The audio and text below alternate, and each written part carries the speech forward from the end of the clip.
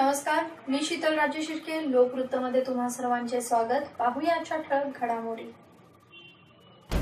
जावळीच्या सुपुत्राला अखेरचा सलाम. हुतात्मा रवींद्र धनावडे यांच्यावर शोकाकुल वातावरणात अंत्यसंस्कार. खंबाटकी बोगद्यासाठी 1000 कोटी, मंत्री नितीन गडकरी. जुलैपासून पेट्रोल 6 रुपयांनी महागले. उमरेच्या चिमुकलीचा स्वाईन फ्लूने मृत्यू. अजिंक्य ताऱ्यावर वृक्षटाकीचे लोकार्पण. महाबळेश्वरचे खऱ्या अर्थाने नंदनवन करू, महसूल तथा सार्वजनिक बांधकाम मंत्री चंद्रकांत पाटील यांची ग्वाही. खासदार उदयनराजेंनाही अश्रू अनावर झाले. शहीद रवींद्र धनावडे यांच्या कुटुंबाचे केले सांत्वन. आणि गणेश मूर्ती विसर्जनासाठी शहरातील 5 तळी सज्ज, 4 कृत्रिम तळ्यांचा समावेश. बातमीपत्र सविस्तर. जम्मू येथे अतिरेक्यांशी झालेल्या चकमकीत हुतात्मा झालेले रवींद्र धनावडे या वीर सुपुत्राला रात्री शोकाकुळ वातावरणात अखेरचा निरोप देण्यात आला. शासकीय इतमामात पार पडलेल्या अंत्यसंस्कारावेळी उपस्थित जनसागरलाही आपले अश्रू आवरता आले नाहीत.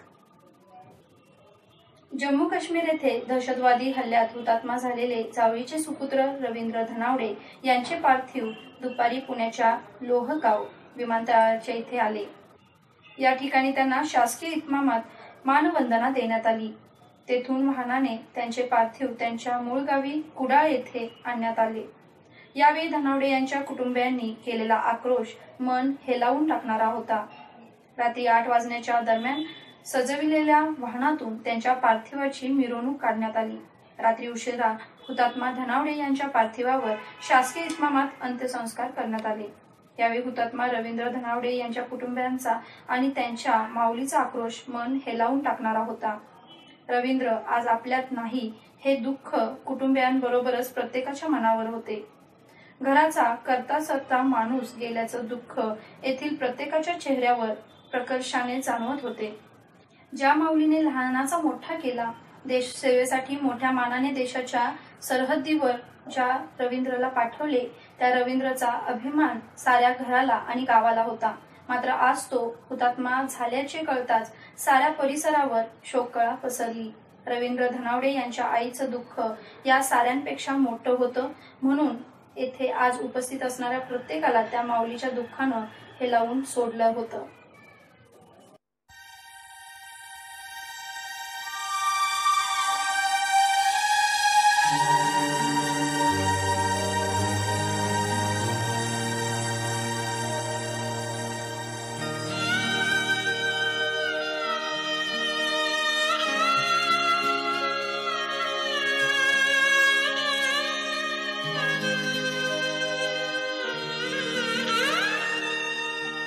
कर चले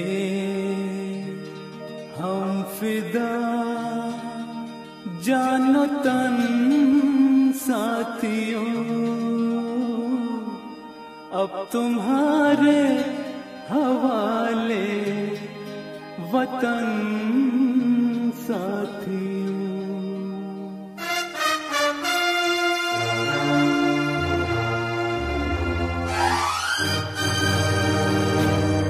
कर चले हम फिदा, जानो तन साथियों, अब तुम्हारे हवाले वतन साथियों. कर चले हम फिदा, जानो तन साथियों, अब तुम्हारे हवाले वतन साथियों.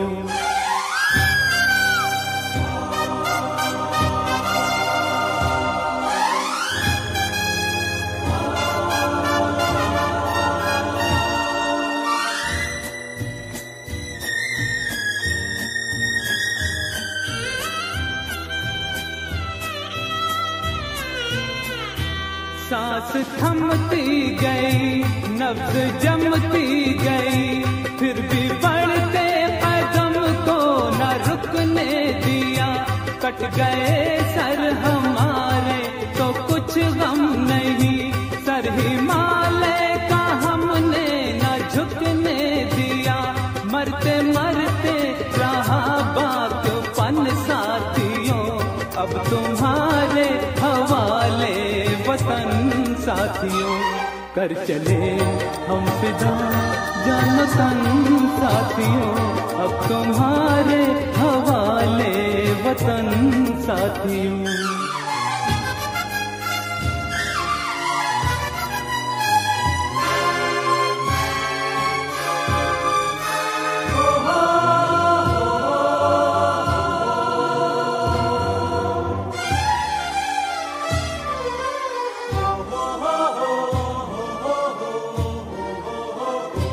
जिंदा रहने के मौसम बहुत हैं, मगर जान देने की रुत रोज आती नहीं।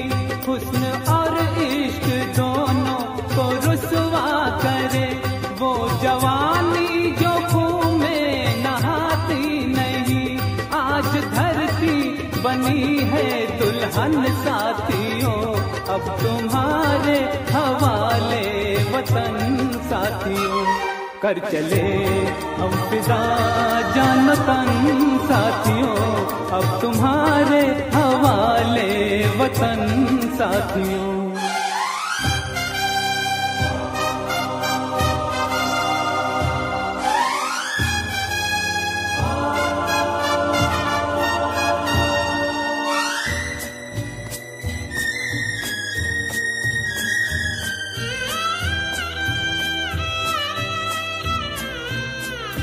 राह कुर्बानियों की नवीरान हो, तुम सजाते ही रहना नए काफिले। फतह का जश्न इस जश्न के बाद है, जिंदगी मौत से मिल रही है गले। बांध लो अपने सर से कफन साथियों, अब तुम्हारे हवाले वतन साथियों। कर चले हम फिदा जान तन साथियों, अब तुम्हारे हवाले वतन साथियों।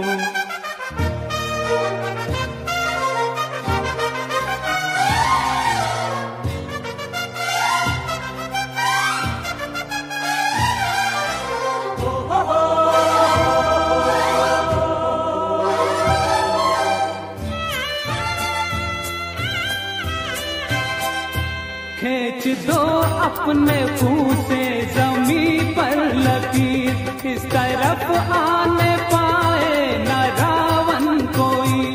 तोड़ दो हाथ अगर हाथ उठने लगे, छूने पाए न सीधा का दामन कोई। राम भी तुम ही लक्ष्मण साथियों, अब तुम्हारे हवाले वतन साथियों। कर चले हम फिदा जान तन साथियों, अब तुम्हारे हवाले वतन साथियों। कर चले हम फिदा जान तन साथियों, अब तुम्हारे हवाले वतन साथियों। अब तुम्हारे हवाले वतन साथियों, अब तुम्हारे हवाले वतन साथियों।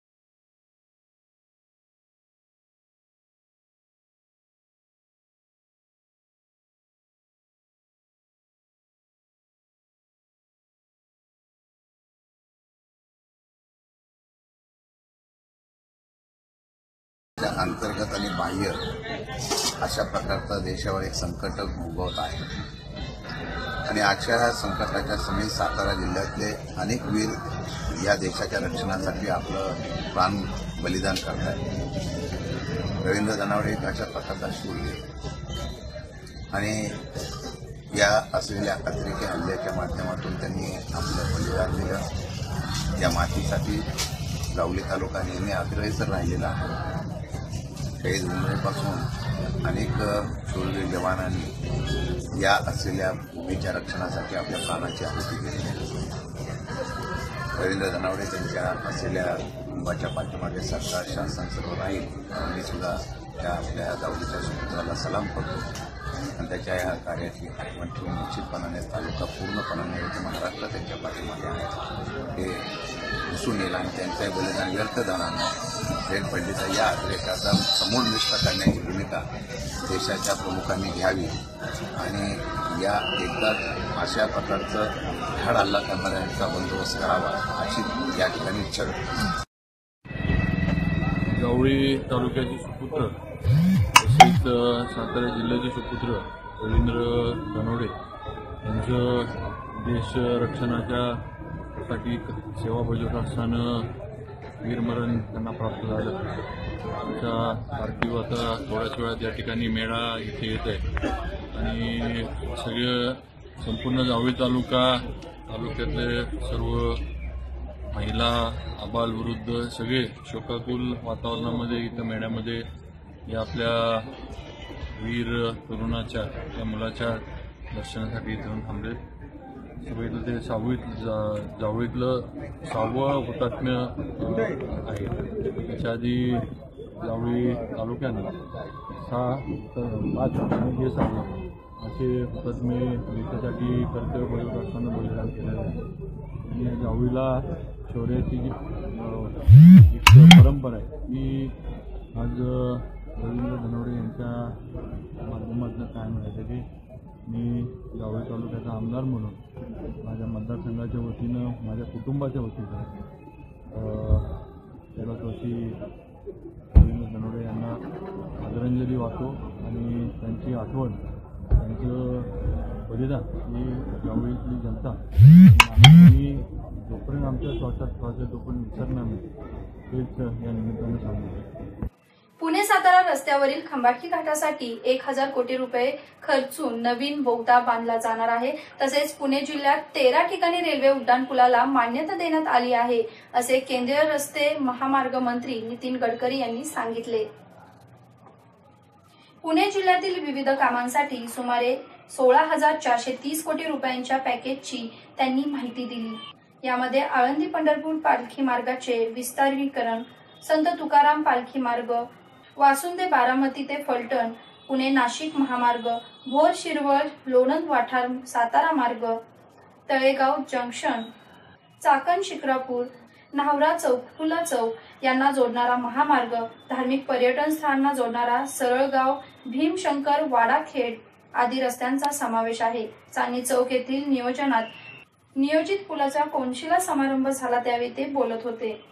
दरम्यान पुणे सातारा रस्त्यावरील खंबाटकी घाटासाठी 1000 कोटी रुपये खर्चून नवीन बोगदा बांधला जाणार आहे असेही त्यांनी यावेळी सांगितले। जुलैपासून पेट्रोल दरात 6 रुपयांनी वाढ झाली आहे तर डिझेलचे दर 3 रुपये 37 पैसे इतके वाढले आहे। पेट्रोलचे दर सध्या 3 वर्षांच्या उच्चांकावर आहेत। जुलैच्या सुरुवातीपासून डिझेलच्या दरात 3 रुपये 67 पैशांची वाढ झाली आहे। दिल्लीत सध्या पेट्रोलचा दर 69 रुपये 4 पैसे आहे।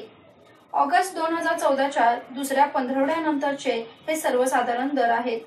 तसेच डिझेलचे दर 57 रुपये 3 पैसे लिटर म्हणजे 4 महिन्यांच्या उच्चांकावर आहेत। 16 जून रोजी दिल्लीत पेट्रोलचे दर 65 रुपये 6 पैसे इतके होते। त्यानंतर फक्त 15 दिवस वगळता दररोज पेट्रोलच्या दरात वाढ झाली आहे। स्वाईन फ्लू झाल्याने गेल्या 10 दिवसांपासून पुणे येथे उपचार सुरू असणाऱ्या उंब्रज तालुका कराड येथील 2 वर्षीय चिमुकलीचा उपचारादरम्यान मृत्यू झाला। स्वरा स्वप्नील थोरात असे या दुर्दैवी चिमुकलीचे नाव असून तिच्यावर 18 ऑगस्ट पासून पुण्यातील रुबी रुग्णालयामध्ये उपचार सुरू होता। सुमारे 15 दिवसांपूर्वी मसूर परिसरातील 3 स्वाईन फ्लूने मृत्यू झाला होता। त्यानंतर आठवडाभरात उमरस परिसरातील स्वाईन फ्लूचे संशयित रुग्ण आढळल्याने खळबळ उडाली होती. स्वरा थोरात हिला 15 दिवसांपासून ताप सर्दी येत होती. त्यानंतर तिच्यावर मसूर येथील खासगी रुग्णालयात उपचार सुरू होते. मात्र तेथे श्वास घ्यायला त्रास होऊ लागल्याने कराडच्या कृष्णा रुग्णालयात तिला दाखल करण्यात आले होते. त्या ठिकाणी रक्ताचे नमुने तपासणीसाठी मुंबईला पाठवण्यात आले होते. त्यानंतर स्वाईन फ्लूचे निदान झाल्याने स्वराला पुण्याला हलवण्यात आले होते, परंतु उपचार सुरू असतानाच तिचा मृत्यू झाला. सातारा पालिकेच्या वृक्ष संवर्धन समिती आणि प्रशांत आहेरराव मित्र समूह यांच्या संयुक्त विद्यमाने अजिंक्यताऱ्याकडे जाणाऱ्या मार्गावर पाण्याची टाकी बांधून खऱ्या अर्थाने वृक्ष लागवडीसह संगोपन करत संवर्धनाचा नारा दिल्याचे सूतोवाच खासदार श्रीमंत छत्रपती उदयनराजे भोसले यांनी केले. यावेळी नगराध्यक्षा माधवी कदम, उपनगराध्यक्ष राजू भोसले आणि मान्यवर उपस्थित होते. कृषी प्रधान देशात झपाट्याने वनक्षेत्र कमी होत असून शासनाच्या ध्येय धोरणानुसार वृक्ष लागवडीचा कार्यक्रम राबवला जात असताना वृक्ष संवर्धन करणे ही काळाची गरज आहे. स्थानिक स्वराज्य संस्थांमध्ये वृक्ष कमिट्या अस्तित्वात आहेत, मात्र या कमिट्यांचे काम कागदावरच होते. प्रत्यक्षात लोकसहभागातून वृक्ष चळवळ जोमाने उभी राहत असल्याने दुष्काळासारखे गंभीर प्रश्न संपुष्टात येणार आहेत. जिल्ह्याने जल है तो कल हैचा नारा दिला, त्याची दखल देशपातळीवर घेण्यात आली. वृक्ष कमिटीवर काम करताना प्रशांत आहेरराव यांनी केलेल्या कामाचे खासदार उदयनराजे भोसले यांनी कौतुक देखील केले. तसेच अशाच प्रकारची विधायक कामे उभारण्याच्या सूचनाही पालिका प्रशासनाला त्यांनी केल्या. पाणी पुरवठा सभापती सुहास राजू शिर्के यांनी दर आठवड्याला पालिकेच्या माध्यमातून या टाकीत पाणी भरण्यात येईल असे सांगितले. यावेळी सविता फाळके, यदुनाथ नारकर, स्मिता घोडके, सुजाता राजेर महाडिक, बाळकृष्ण शिंदे, संतोष लांडगे आणि कार्यकर्ते उपस्थित होते.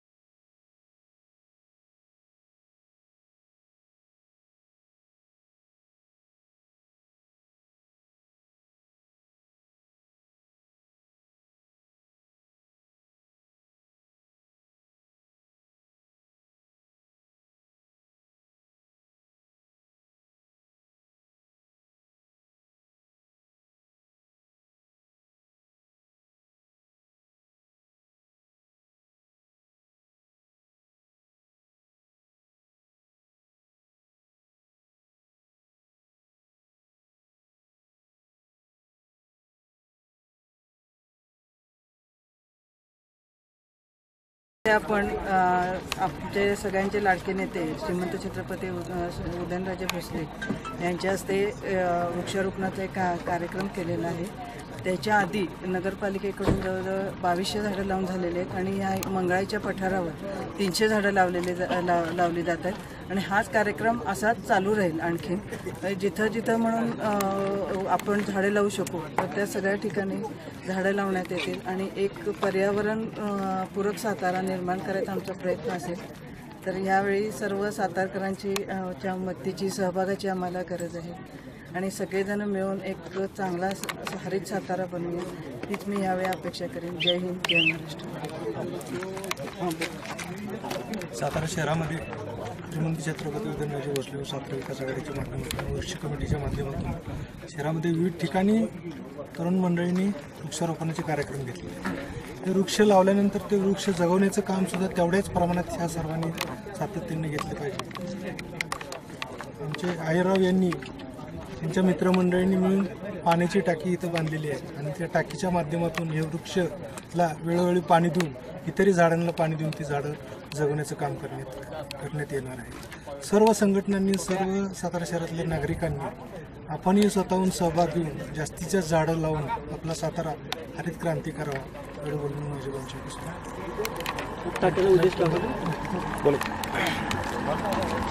आज श्रीमंत छत्रपती उदयन महाराजांच्या हस्ते आज अजिंक्यतारा खालची मंगळाई परिसरामध्ये वृक्षारोपण आज करण्यात आलं। नुसतं वृक्षारोपण करून त्याचं संवर्धन पण होणं काळाची गरज आहे, म्हणून पाण्याची टाकीसुद्धा बांधलेली आहे। आज जवळजवळ 300-350 झाडं या ठिकाणी आपण लावणार आहे आणि तसंच अध्यक्ष उपाध्यक्ष यांच्याशी चर्चा करून हे पूर्ण पठारच आपल्याला 1,500-2 हजार झाडं घेऊन हे आपल्याला येणाऱ्या काळात करायचं आहे। प्रत्येक एक झाड लावणं म्हणजे ऑक्सिजन फ्री मिळण्यासारखं आहे। त्याच्या अनुषंगाने आपण आज वृक्षारोपणचा कार्यक्रम आणि हा असाच चालू राहील एवढी मी ग्वाही देतो। व सर्व वृक्ष समिती सदस्य यांच्या सगळ्यांच्या सहकार्यात आणि सगळ्यांनी मिळून यापुढं हा सुद्धा आणि यापुढं सुद्धा असंच वृक्षारोपण करायचं नियोजन आमचं आहे। थँक्यू।